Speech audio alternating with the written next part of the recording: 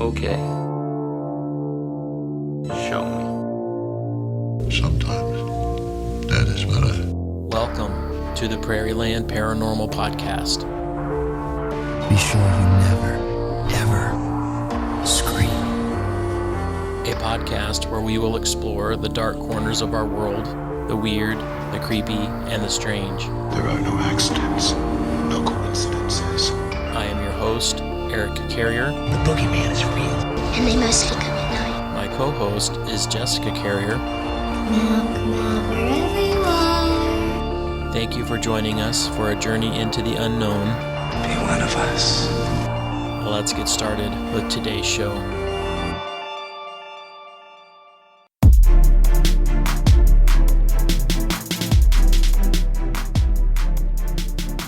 Hey guys, welcome to the show. This is the Prairie Land Paranormal Podcast, and I am your host, Eric Carrier. I am here as always with my wife and my co-host, Jessica. So Jessica, we've had an interesting couple of weeks. Yes, we have. First of all, we had a great break and got to spend some much-needed time with family. Unfortunately, we ended that break with a round of COVID, and we've spent the last 2 weeks sick at home and in quarantine.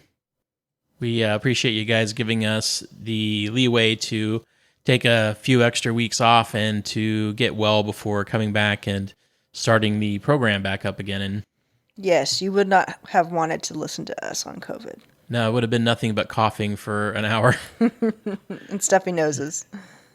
The only thing that I will say is, folks, please be safe. COVID sucked. It was absolutely no fun to have it, and it was by far the worst cold or flu syndrome that I have ever had. And that was even as a vaccinated individual. I cannot even imagine what it would have been like without it. Jess, what was your experience like?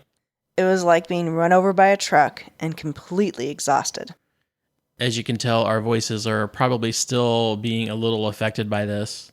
Anyway, we are back, we are healthy, we are happy, and we have a great show planned for you today. Jess, what is it that we have in store for our listeners? All right, well, today we're going to be going back into Native American lore, and we're going to be talking about the Wendigo. Trust me when I say that this human-consuming beast is straight out of your nightmares.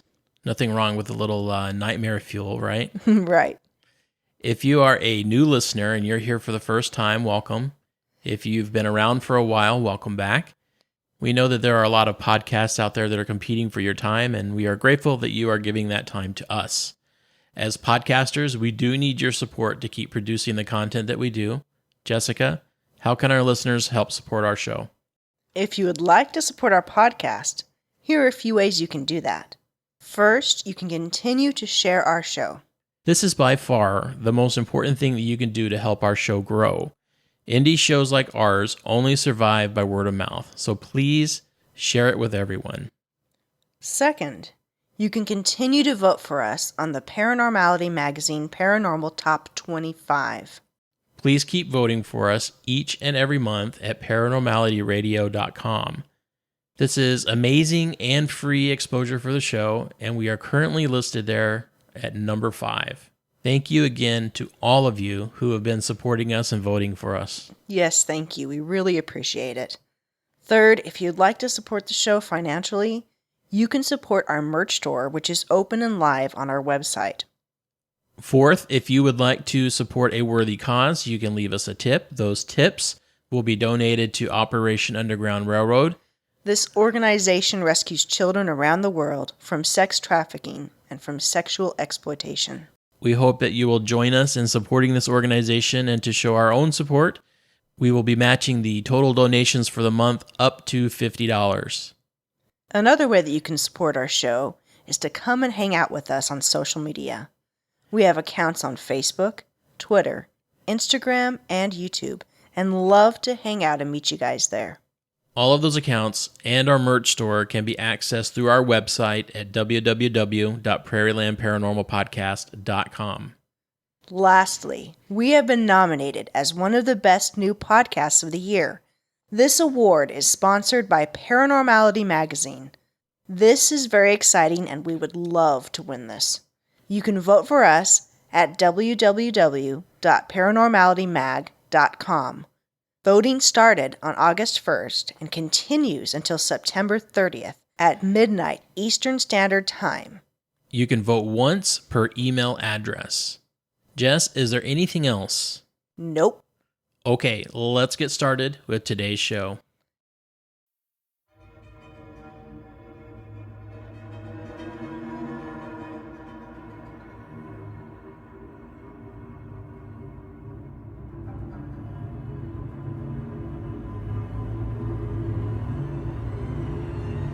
Let's be honest. The idea of being stalked and eaten alive is unnerving. But what about being stalked and eaten alive by an emaciated giant with grayish skin, protruding bones, and skinny antlers poking out of its skull?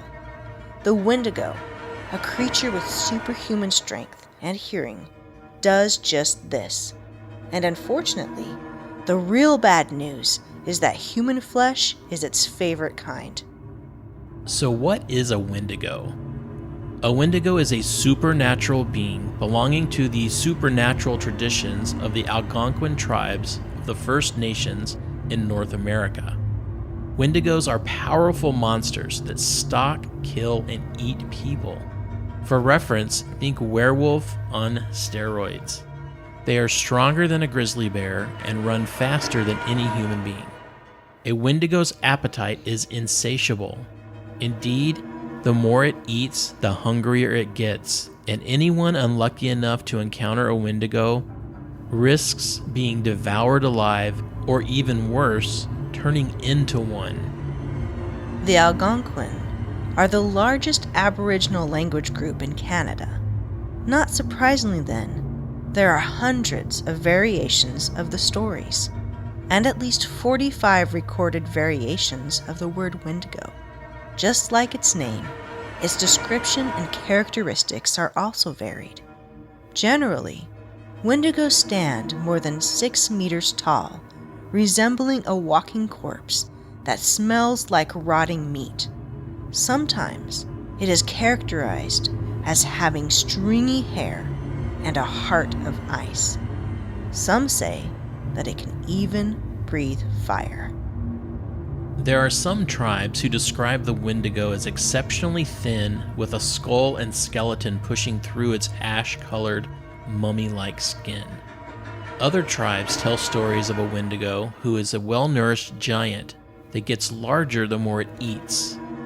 According to some legends, the Wendigo has pointed animal-like ears with antlers or horns spouting out its head. The eyes are described as sunken and glowing like hot coals.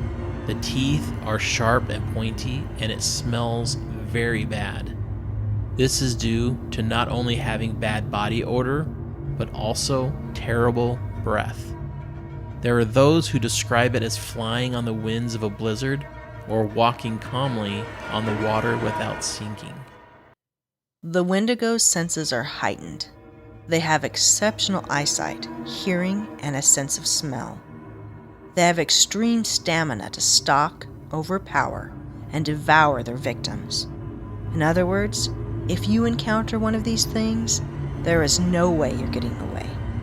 If a Wendigo doesn't eat, its hunger causes it to chew its lips off. They are always associated with cannibalism, and the more a Wendigo eats of human flesh, the hungrier it gets. All of these characteristics make encountering one of these creatures a bad thing. And however you choose to define a Wendigo, it is generally considered a horrifying entity with an insatiable appetite for human flesh. What makes Wendigos so scary is that they were actually once people. In most legends, Wendigos are humans that transform into the beast. According to most Algonquin oral traditions, a human becomes a Wendigo after being bitten by another Wendigo or cursed by a shaman. In some legends, a person could become a Wendigo by being possessed by something called a prowling spirit. But the most common way a person becomes a Wendigo is to be starved over a long period of time. If starved long enough, some people will turn into Wendigos to survive. After transforming, a Wendigo maintains its ability to speak, and in some depictions may clearly communicate with its prospective victims or even threaten or taunt them.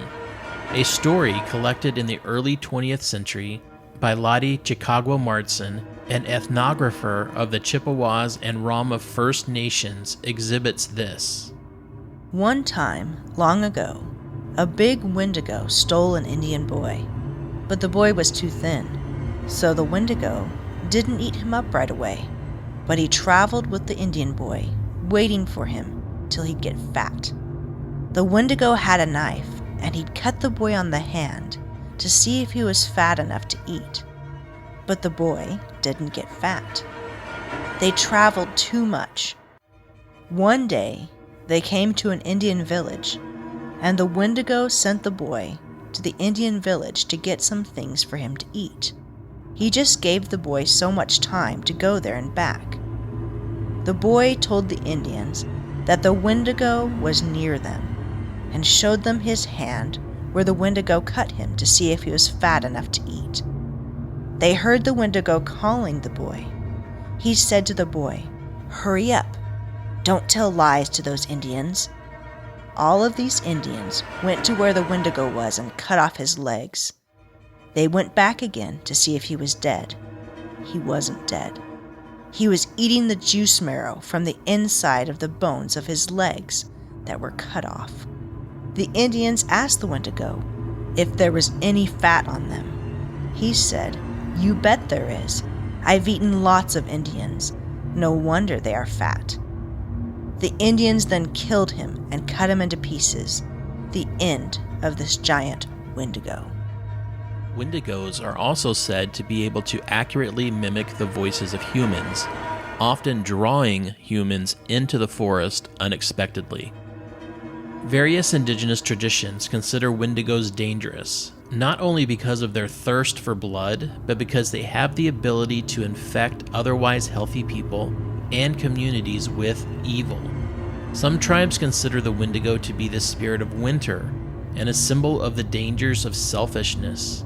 They were strongly associated with winter, the north, coldness, famine, and starvation. Starvation, resulting in cannibalism, is usually what transforms a person into a Wendigo, and cannibalism is considered abhorrent by nearly every civilized human society, so it's not surprising that horror stories about the ills of cannibalism exist. In this aspect, the Wendigo serves as the embodiment of gluttony, greed, and excess. Never satisfied after killing and consuming one person, they are constantly searching for new victims. While we are horrified by cannibals, we are at the same time fascinated by them.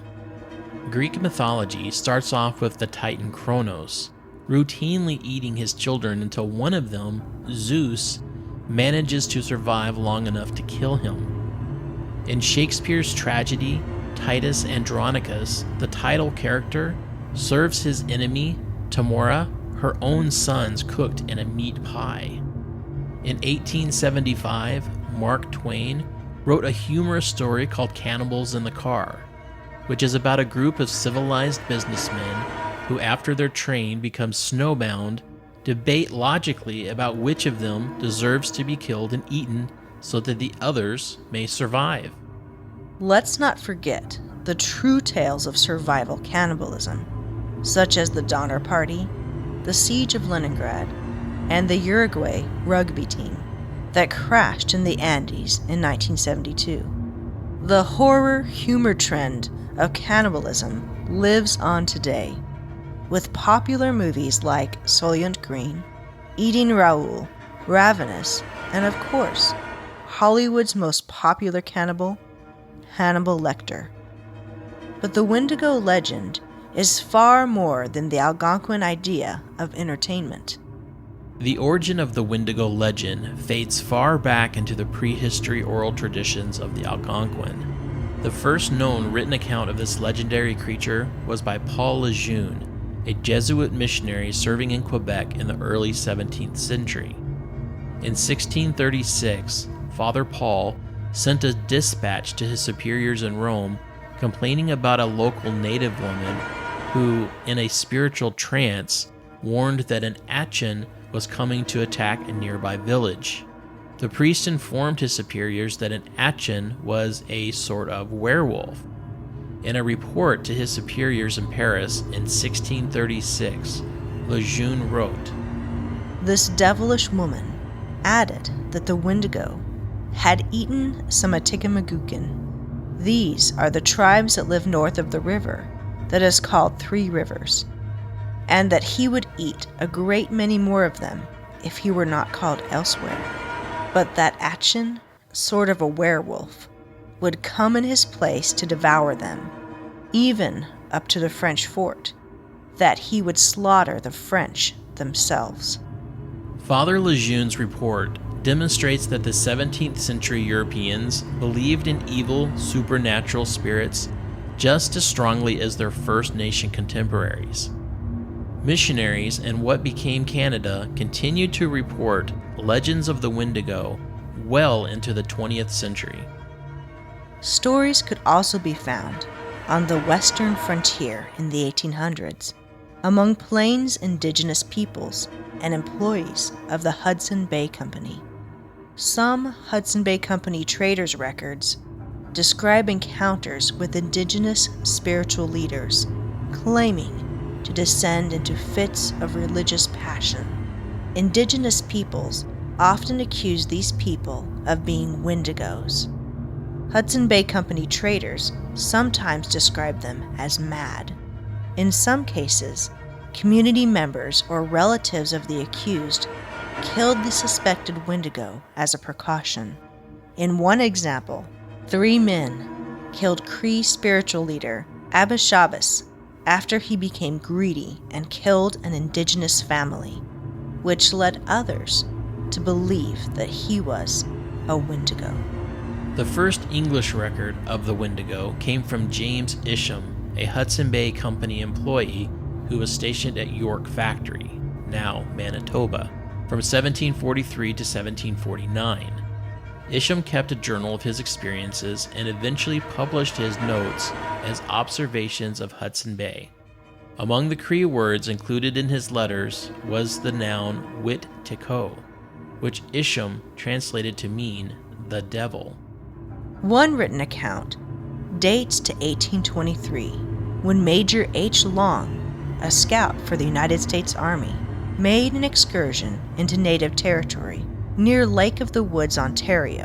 In his memoirs, he records, A more gloomy name is that of Cannibal or Wendigo Lake, which is derived from the unnatural deed in its vicinity. It is said that a party of Indians were once encamped near this ridge in the year 1811 and were quite destitute of provisions. They amounted to about 40. Their numbers diminished through famine, the survivors feeding on the bodies of their deceased relations.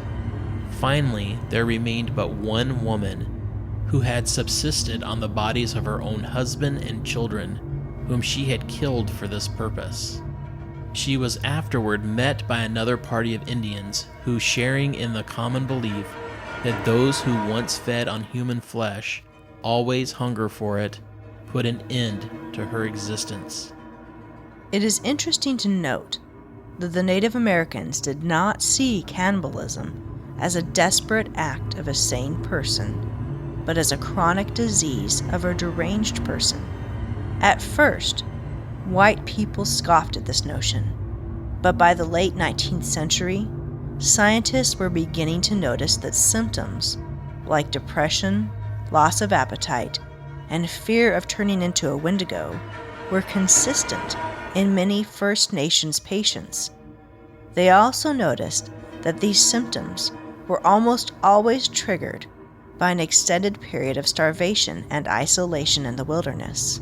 Eventually, researchers even coined a medical mental condition called Wendigo psychosis that was peculiar to the Algonquin-speaking Indians, but very similar to patients suffering from lycanthropy, or people who thought they were werewolves, in Europe. In the early 20th century, the term Wendigo found its way into Western medical vocabulary. It was used by early psychiatrists to refer to a medical condition in which patients felt possessed by cannibalistic desires. Missionary J.E. Sandin was the first to use the term in the 1920s while working in a Cree community in the western James Bay area. There he met a woman who claimed that she saw strangers who wanted to kill and devour her. Sandin referred to the woman's mental condition as a psychoneurosis, a mental or behavioral disorder characterized by depression and anxiety. Over time, the condition came to be known as the Wendigo psychosis. However, whether this is a real affliction is still a highly disputed discussion among the medical community. In most cases, it was believed that white people were immune to becoming either victims or Wendigos themselves. But John Long, a Hudson Bay trader who traveled through Ontario in 1799, claimed to have come across a white Wendigo. The victim did not become a towering, fire-breathing monster, but he did exhibit the classic symptoms of Wendigo psychosis. Long met a Hudson's Bay trader by the name of Fulton, who had been working the area of Skunk's Head Lake. While there, Fulton was shocked to receive a complaint by a chief that an evil spirit had entered one of Fulton's men, Charles Hanvier, and killed one of the chief's kinsmen. Sent out to trade, Hanvier and two other white men, Francois Saint-Onge and Louis Dufresne, had been camping deep in the wilderness and ran out of food. They were on the verge of starvation when a passing native hunter discovered them and gave them what little food he had. The natives stayed overnight to make sure the white men were all right by keeping the fire burning. Unfortunately, instead of feeling gratitude, Hanvier felt only more hunger. He asked the native to help him set a large log on the fire. As the hunter leaned forward to pick up his end of the log, Hanvier struck him dead with an axe. Hanvier then hacked up his victim and put some of the pieces in a large cauldron over the fire. Hanvier's actions completely terrified his white companions, but they were too weak to resist him. He also threatened them with the same fate unless they shared in the cannibal meal and took an oath before God that they would never reveal the incident to any other living being. When the natives' meat finally ran out, Hanvier killed Saint-Onge and ate him too. Finally, feeling strong enough to travel, Hanvier forced Dufresne to drag him back to camp in the hunter's sleigh. At first, Fulton suspected nothing, but the native chief's accusation, Saint-Onge's disappearance, and Hanvier's suspicious behavior caused him to interrogate the two men, until Dufresne finally confessed. Fulton's reaction to cannibalism was similar to how some natives reacted to such situations. He had Hanvier shot and buried on the spot. At the religious level, the Wendigo legend helped explain why bad things happen to good people. The Algonquin were highly skilled at surviving in the wilderness, but occasionally an individual or even a whole party would fail to return from the hunt. In such a world, no one simply got lost. Things happened for a reason, and just as most pre-20th century Christians fervently believed in a real devil, the Algonquin Indians were equally convinced that Wendigos were real, always hungry, and ready to lure people away. Legends of the Wendigo reveal much about the beliefs, way of life, social structures, and traditions of the peoples who tell these stories.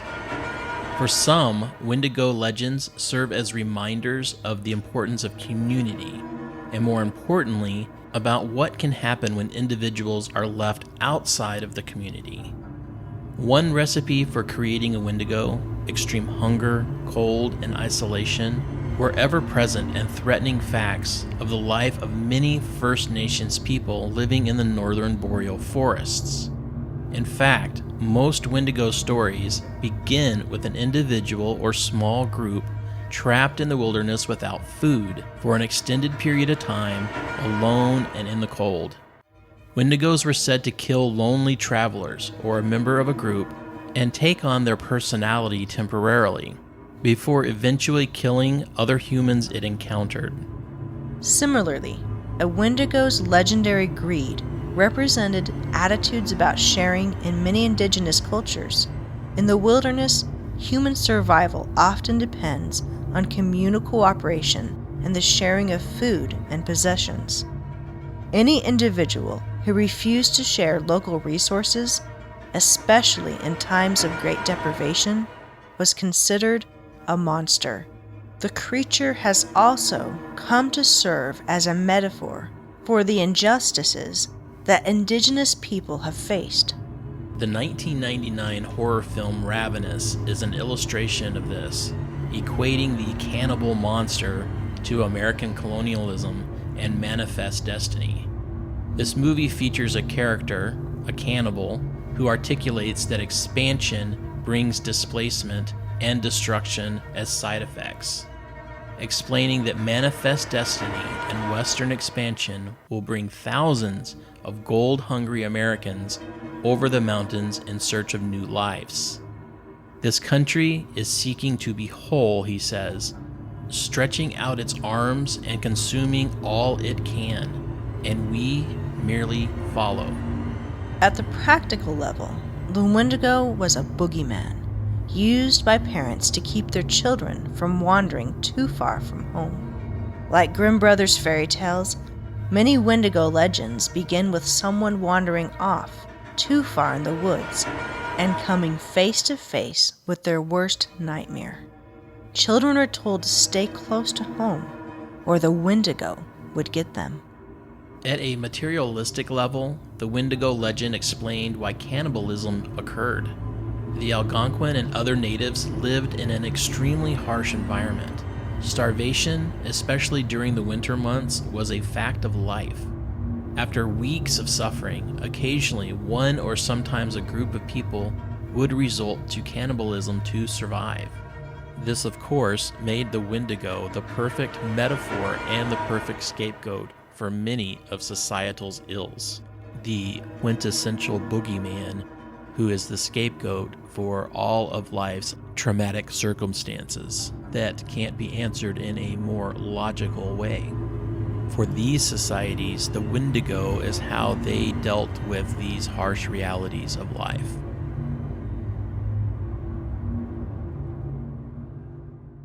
All right, folks, if you will stick around after the break, we're going to talk to you about some modern encounters that we found and talk about how to kill one of these creatures if you happen to come across one.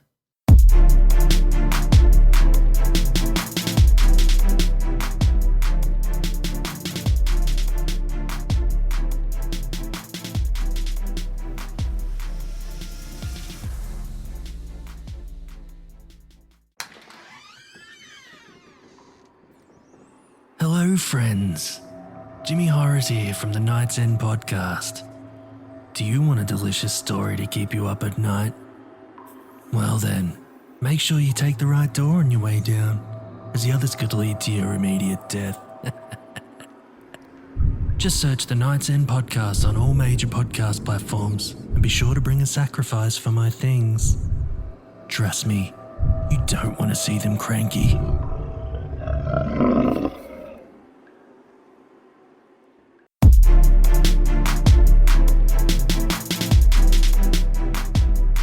All right, folks, welcome back. That was our research into the Wendigo. Jessica, what do you think? Is this a real creature? Is this a mental illness? Is this a metaphor, or is this something to describe something bad that happens in society, such as cannibalism, or people just getting lost and never returning from the woods? Actually, I think it's a real creature. Some kind of fleshy being that people see, and it could be some kind of weird cryptid. I don't know. Well, I think the Algonquin would certainly agree with you. I think that they certainly believed that it was a real physical being.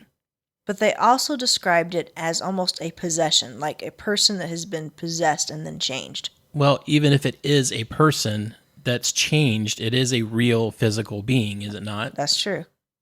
While I don't discount that it could be a real physical being, I think that it serves its best function as a metaphor. Would that be a metaphor for individual greed or societal greed? I think it fits as a metaphor for both.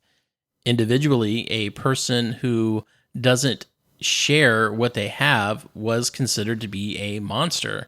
And in society, it also stands as a metaphor for greed, simply taking what you want and leaving none for others.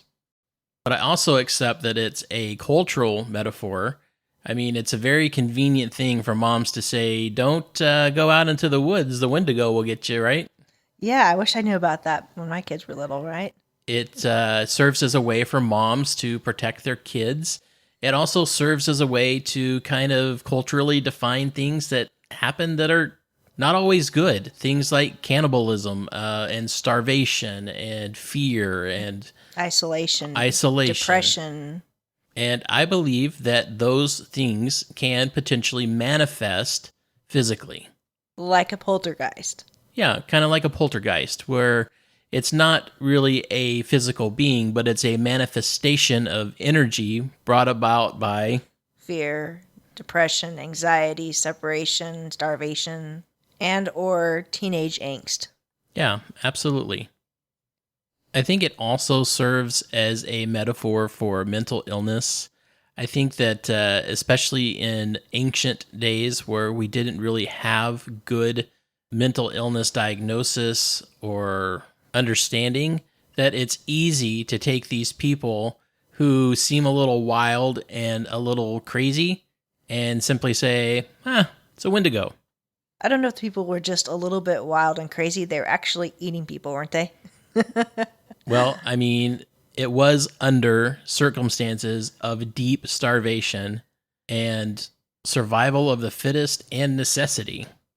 I wonder if part of it was also the guilt. If you were in a situation where you had to actually eat a person, wouldn't the guilt actually kind of tear you up and make you a little bit crazy? Oh, I think that it absolutely would. I think that the guilt of having to go through that and having to do that to survive would be astronomical.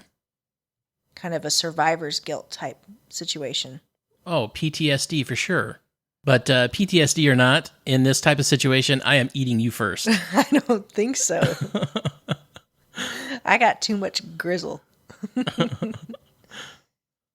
So making the assumption that this actually is a physical being of some sort, we actually reached out to Reddit a couple weeks ago and asked for people to submit real stories of what they considered to be Wendigo encounters. And we got several, more than we could possibly share in this one particular episode. So if we didn't get an opportunity to share your story, we apologize, but thank you for submitting them. Yes, we really appreciate the responsiveness and all the people that came forward with their stories. Thank you. They were all great, and we wish we had time to share them all, but we had to pick a select few. And here is the first one.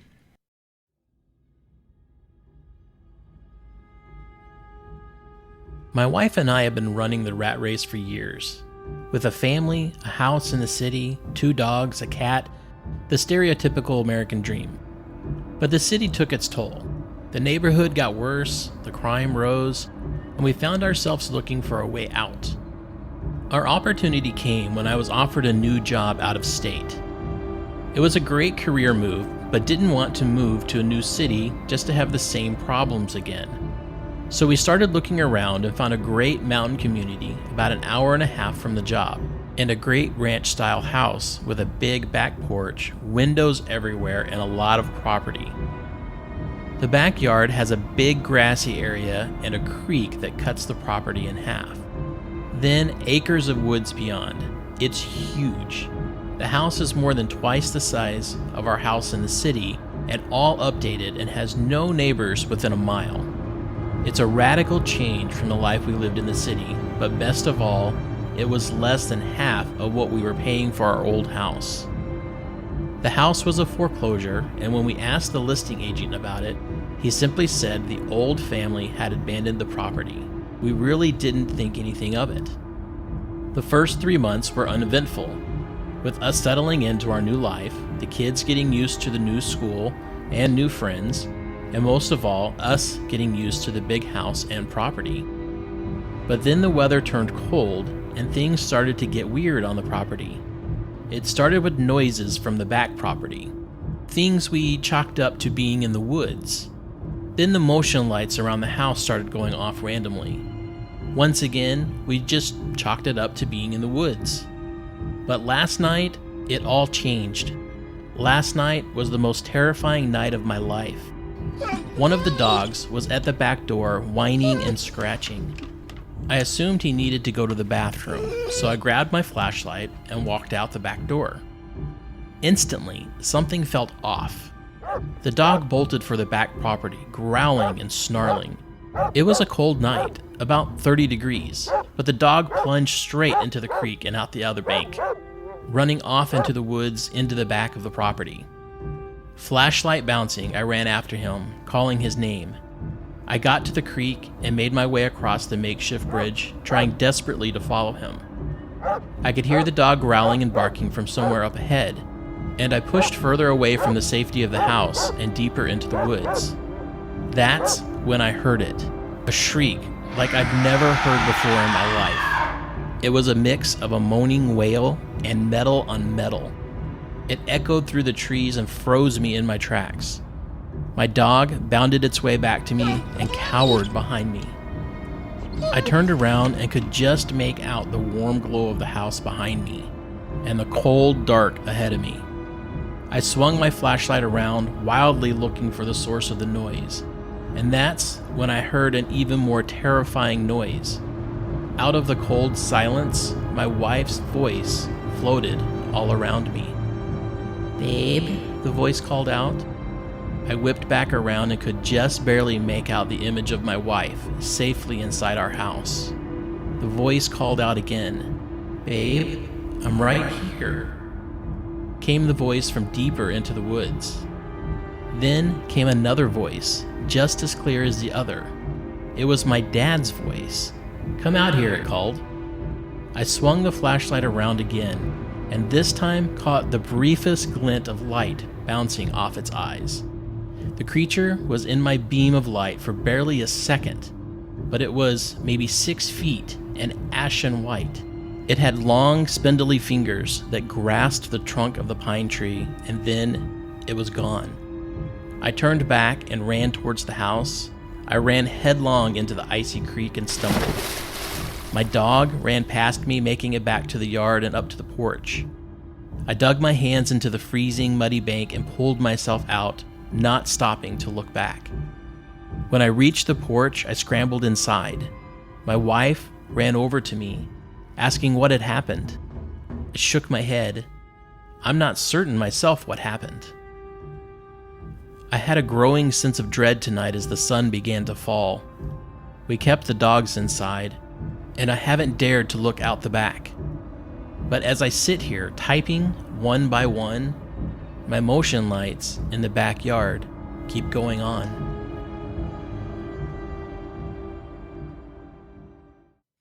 Here is a story of someone who had a very close encounter with a Wendigo.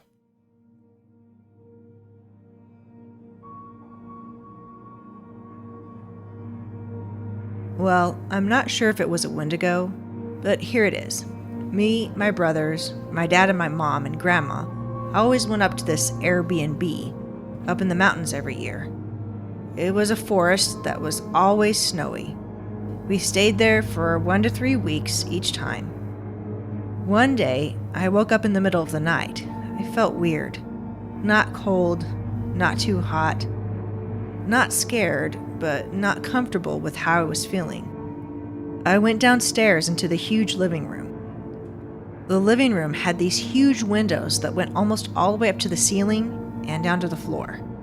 I sat on the couch for a while, wrapped in a blanket. I was tired, so I was half asleep. The porch lights lit up outside. My eyes were almost closed as I sat in silence. I yawned and opened my eyes. There, standing in front of the window, was this huge creature, glowing white eyes. It had fur, but in bits, and the fur was very strainy, not fluffy. It had huge long legs that were goat's legs. It was standing on 2 legs, staring at me. I couldn't break out of the fear and sat there staring face to face with a Wendigo. Its face had the shape of a wolf, except it was super long and it had no nose and no ears. The skin on its head was furless and looked like human skin. I covered my head in the blanket and started to cry. I woke up later that morning, terrified.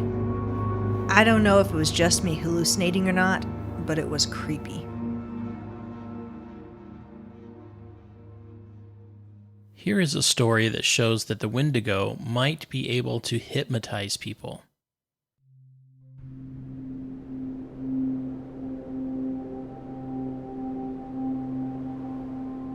Okay, my family is Metis, which is French Indian. The First Nations blood we share is Abenaki, which is part of the Algonquin-speaking people. This is important because the Wendigo is an Algonquin demon. I just moved to Washington State. We live in the mountains. We had some friends sleeping over who were sleeping on the floor. My wife and I were in bed. Around 3 in the morning, I woke up from a dead sleep with an overwhelming feeling of having to leave and get to something. I didn't know what it was. I thought I needed, but I jumped out of bed, over our friends, and naked as a jaybird ran into the snowing, blanketed, pitch black middle of the mountain night. I got about halfway into the yard when the haze peeled off of me, and I could no longer remember what was so important. Then I got this vision of my footprints getting further apart, and then them finding my dead body in the middle of a field. Then a single word went through my mind: Wendigo. I'm a big old pagan witch, so instead of just running away, I nakedly peed in a circle around me as a shield, flipped off the night sky, and ran back to bed. I cannot express how it is the only time in my almost 4 decades of life that I have ever jumped out of bed for anything less than a full pancake breakfast. And for sure, I've never had a sleepwalking episode. And this was no sleepwalking. It was pure driven desire and need flinging me out of my bed and into the calf-deep snow 50 yards from my door. Here's a story from northern Michigan.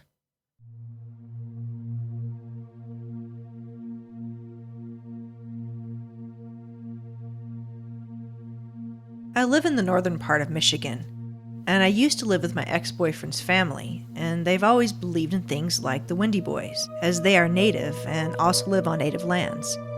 I never really believed them until one night when I saw one.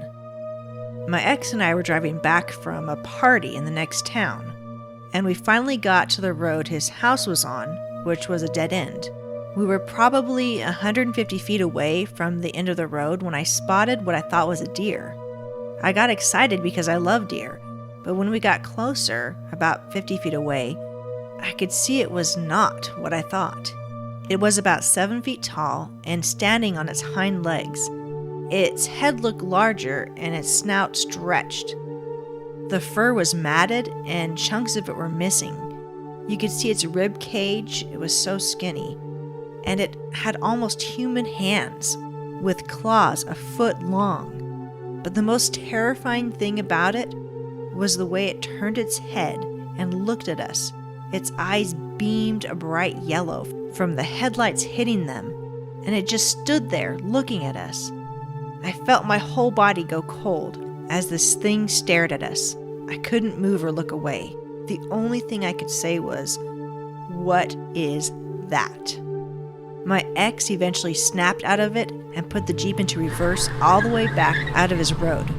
we drove 70 back to the town we came from.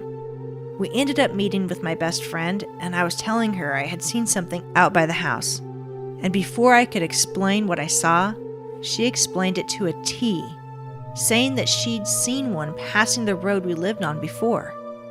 That really solidified what my ex and I had seen was real. Living out there, after that, we would hear it running around the house and would see its eyes from the tree line. Then I moved on and haven't been back to that town since.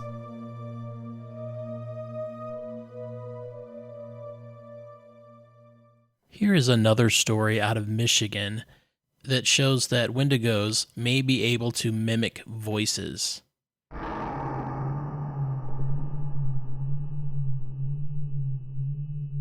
I was hunting in a rural part of southwest Michigan with my uncle.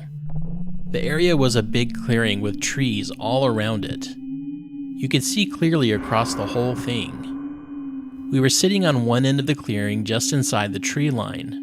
It was still clear daylight when we started hearing strange sounds, like howling or crying of an animal. We wrote it off as coyotes, but thought it was strange since you rarely hear them during the day.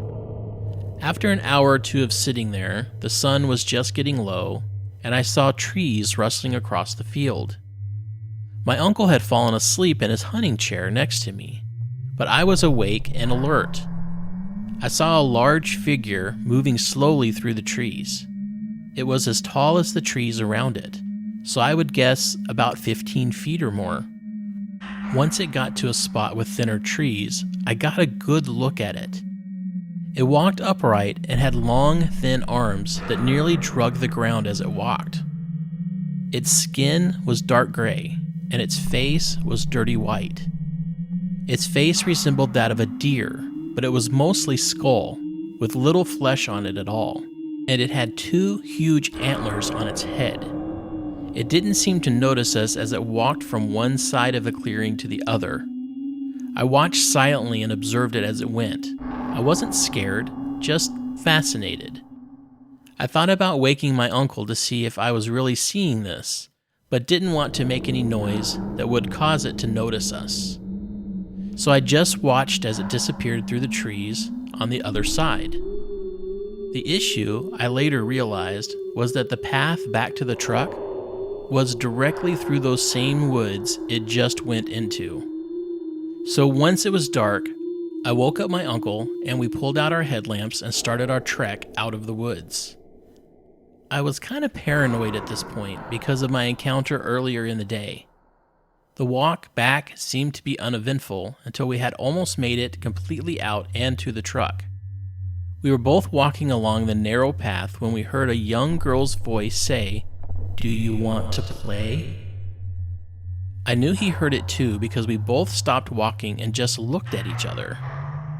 We then ran the rest of the way to the truck and drove home very spooked. I never told him what I saw while he was sleeping because I thought he would think I was crazy. He claimed that the voice was probably a person in the area, but there weren't any houses near enough. Also, the voice sounded very close to us. I never connected the two experiences that night until I did some research later on and found that Wendigos can mimic voices. We still hunt in those same woods frequently, but I haven't seen anything strange since. So none of those stories were creepy, were they, Jess? Not at all. So what happens if you do see one of these gigantic 14-foot tall, horrible Wendigo creature with bones for a face? What do you do? Bend over and kiss your butt goodbye. Well, I can tell you first off, I do not want to experience a Wendigo out in the forest by myself. No, that would be a horrible thing to come across. But it is good to know that the First Nations people do believe that Wendigos can be killed. Yes. In fact, that's the only cure for Wendigo. Death. So in some cases, while Wendigos were ostracized, in most cases, they killed Wendigos or suspected Wendigos. And the way that they did this was to destroy its heart. And the way that you destroy its heart is you have to first kill the Wendigo, and There are some traditions that suggest that this can only be done by a shaman who has to perform a specific spell or ceremony, but there are other legends that state that this can be done with conventional weapons like guns and arrows and scimitars and swords and whatever you got. Slingshot, I don't know. Whatever works. And once the Wendigo is killed, its heart has to be destroyed. There's a little bit of a problem with that. And that is, in some traditions, talk about the Wendigo's heart as being made of ice. So before it can be destroyed, it has to be melted. So the way that you melt a Wendigo's heart is to burn it with fire. Yes. In 1859, James Carnegie, the Earl of South Hesk, wrote in his diary about witnessing the death of a suspected Wendigo, and this is what he wrote. On the neck of land, a Saulteaux Indian was put to death under singular circumstances.